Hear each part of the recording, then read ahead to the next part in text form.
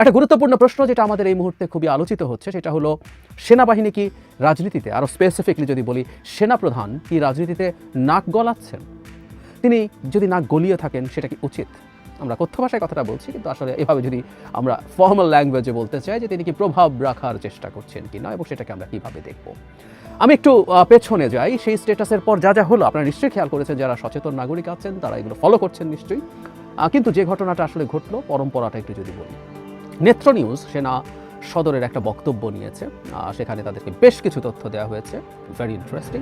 ওটারও কিছু অ্যানালিসিস দরকার, তার ভিত্তিতেই কথা বলবো। তার আগে আমরা জনাব সার্জিস আলম, জনাব হাসনাতের সাথে আসলে সার্জিস আলম ছিলেন। আমরা এই দুজনকে এক ধরনের মানিক জোড়ের মতো করে দেখতে পারি। হাসনাত সার্জিস আমরা একসাথে বলে ফেলি, দুজন একসাথে গিয়েছিলেন এবং জনাব সার্জিসের যে স্ট্যাটাস সেটা অনুযায়ী তাদের সাথে আরেকজন যাবার কথা ছিল, তিনি শেষ পর্যন্ত যাননি, এ দুজনই গেছেন। যা যা ঘটেছে সেটা জনাব সার্জিসের বক্তব্যে আসলে অলমোস্ট না, প্রায় পুরোপুরি একই।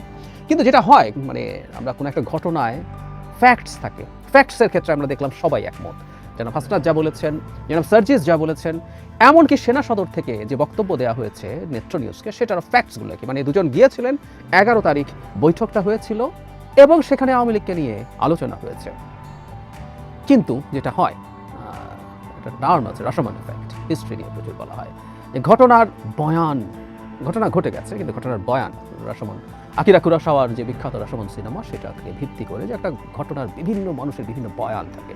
সো জনাব সার্জিস আলমের বয়ানটা জনাব হাসনাতের চাইতে এই জায়গায় ডিফারেন্ট। সেটা হচ্ছে জনাব হাসনাত যেভাবে পোর্ট্রে করতে চেয়েছেন যে এটা তাদেরকে চাপ দেওয়া হয়েছে রিফাইন্ড আওয়ামী লীগকে আনার জন্য, জনাব সার্জিস ব্যাপারটাকে সেভাবে দেখেননি। তিনি বলেছেন এগুলো বলা হয়েছে, এগুলো যে বক্তব্য যা যা এসছে এগুলো কোনোটাই আসলে চাপ দেওয়ার ঢঙে না, এগুলো তার এক ধরনের ইচ্ছের প্রকাশ তিনি ঘটিয়েছেন এবং ইংরেজিতে বলা কিছু কথা তাদের বয়সকে ইন্ডিকেট করে সেই ক্ষেত্রে জনাব সার্জিস বলার চেষ্টা করেছেন যে এগুলো বড় ভাই সুলভভাবে বলা হয়েছে। তবে জনাব সার্জিস যেটা দাবি করেছেন সেটা হচ্ছে অনেক বেশি স্ট্রেইট ফরওয়ার্ড মনে হচ্ছিল সেনাপ্রধানকে, অনেক মানে খুব চাপ দেওয়ার ঢং না। উনি কেউ কেউ বলতে পারেন যে একই বক্তব্য হয়তো সুগার কোট করে দিয়েছেন, কিন্তু আমি ধারণা করি যে জনাব সার্জিস যেটা বলেছেন সেটাকে আমি একটা বিশেষ কারণে ওটাকেই গ্রহণ করতে চাই এবং ওটার সাথে সেনা সদরের বক্তব্যের মিল আছে। এটা এই কারণে না যে ওটার সাথে মিলেছে বলে জনাব হাসনাত সিচুয়েশনটাকে একটু টাফ করে তোলার চেষ্টা করছেন কিনা এই প্রশ্ন আমি রাখতে চাই। কেন রাখতে চাই আমি শেষের দিকে বলবো। সেনা সদর যে কথাটা বলেছে এটা একটা ইন্টারেস্টিং, আমাদের ভবিষ্যতের ইতিহাসে এটা খুবই ইন্টারেস্টিং একটা বিবৃতি হয়ে থাকবে বলে আমি মনে করি। অবিশ্বাস্য এটা। প্রথমেই যেটা হয়েছে এই বক্তব্যকে মানে তাদের মাধ্যমে যেটা তাদের দিক থেকে যেটা বলা হয়েছে, সম্পূর্ণ রাজনৈতিক স্টান্টবাজি বই অন্য কিছু নয়। এছাড়া 27 বছর বয়সী ছাত্রনেতার বক্তব্য অত্যন্ত হাস্যকর ও অপরিপক্ক গল্পের সম্ভার হিসাবে আখ্যা দিয়েছেন।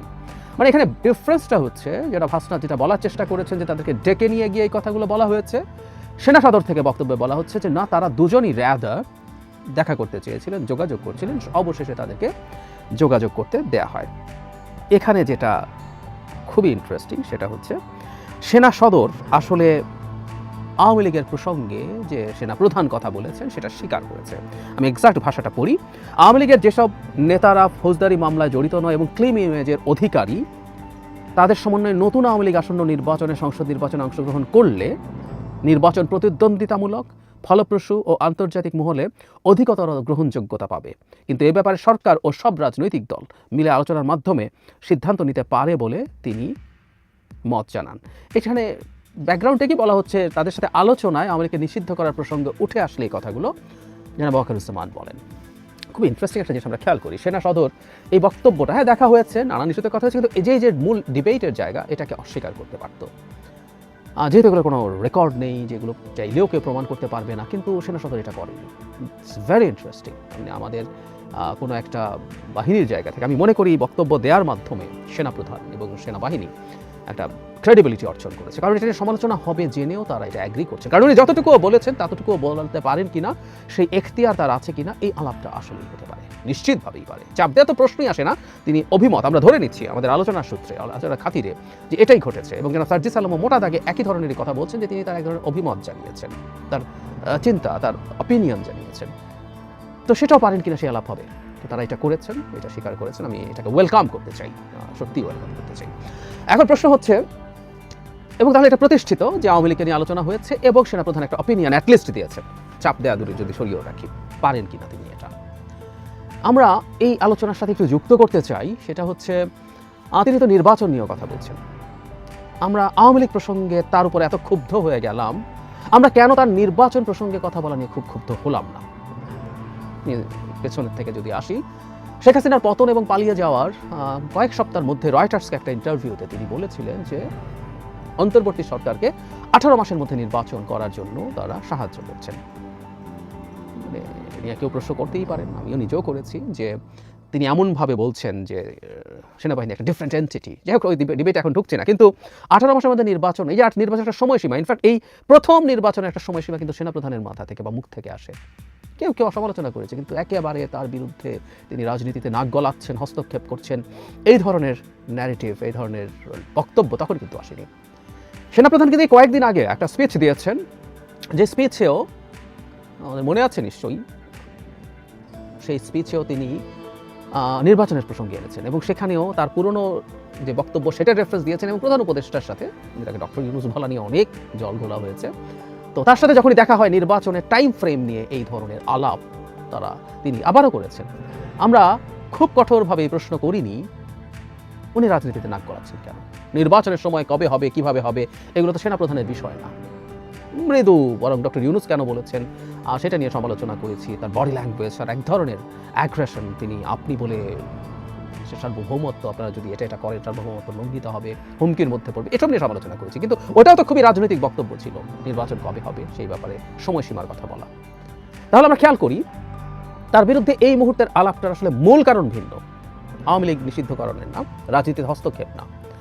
তবে মূল কারণটা আমি আমার গত ভিডিওতে বলেছি, যদি প্রথম আলোতে কলাম লিখেছি, আমি আবারও একটু বলবো কিন্তু শেষের দিকে। কিন্তু আমাদের ওই প্রশ্নটার জবাব যদি আমরা চাই, উনি কি রাজনৈতিক বক্তব্য দিতে পারেন? আইডিয়ালি একটা সেনাবাহিনী প্রধান রাজনৈতিক বক্তব্য দিতে পারেন না, এটা কিন্তু কোনো দ্বিমতের কিছু নাই। একটা দেশ চালাবে সিভিলিয়ান ফোর্স, তারাই সব কিছু করবে এবং সেনাবাহিনী তাদের কথা শুনে চলবে, আন্ডারস্টুড। কিন্তু আমরা এমন একটা বাংলাদেশের মধ্যে আছি যেখানে সেনাবাহিনীকে ডেকে আনা হয়েছিল আমাদের জনগণকে গুলি করে হত্যা করে শেখ হাসিনাকে ক্ষমতায় রাখার জন্য। সেনাবাহিনী সেই জায়গায় জনগণের সাথে বিট্রয় করেনি, রাদার বিট্রয় করেছে টেকনিক্যালি শেখ হাসিনার সাথে। মানে ওই অভ্যুত্থান যদি সফল না হতো, সবার আগে গান পয়েন্টে কে যেতেন, এমনকি একটা পাল্টা কু হতে পারত। এই সব কিছুর মুখে দাঁড়িয়ে সেনাপ্রধান সিদ্ধান্ত নিয়েছেন। সো ঠিক আইডিয়াল একটা সিচুয়েশনের মধ্যে আমরা নেই। 7 মাস পেরিয়ে গেলেও কি বাংলাদেশ খুবই স্টেবল একটা জায়গায় দাঁড়িয়ে আছে? উত্তর হচ্ছে না, একেবারেই না। সো এই ধরনের একটা ভোলেটাইল জায়গায় আমরা চাই বা না চাই, সেনাবাহিনীর একটা ডিফারেন্ট একটা জায়গা তৈরি হয়েছে এবং তার প্রধান হিসাবে এবং আমাদের এই গণ অভ্যুত্থানের সময় একটা গুরুত্বপূর্ণ ডিসাইসিভ রোল প্লে করার কারণে জনাব ওয়াকারুজ্জামানেরও কিছু এজেন্সি তৈরি হয়েছে বলে যে কারো বা কেউ মনে করতে পারেন।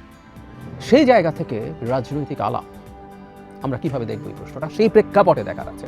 আমি ব্যক্তিগতভাবে অন্তত একটা কথা খুব ক্লিয়ারলি মনে করি, তিনি যে নির্বাচনের পক্ষে কথা বলছেন, আমি ওনার এই বক্তব্যকে সমর্থন করি। হ্যাঁ, কেউ বলতে পারেন যে সেনাপ্রধান যদি কোনো রাজনৈতিক বিষয়ে কথা বলতে না পারে এটা কেন করি? উত্তর হচ্ছে ওই যে এগেইন, এটা একটা স্পেশাল সিচুয়েশন।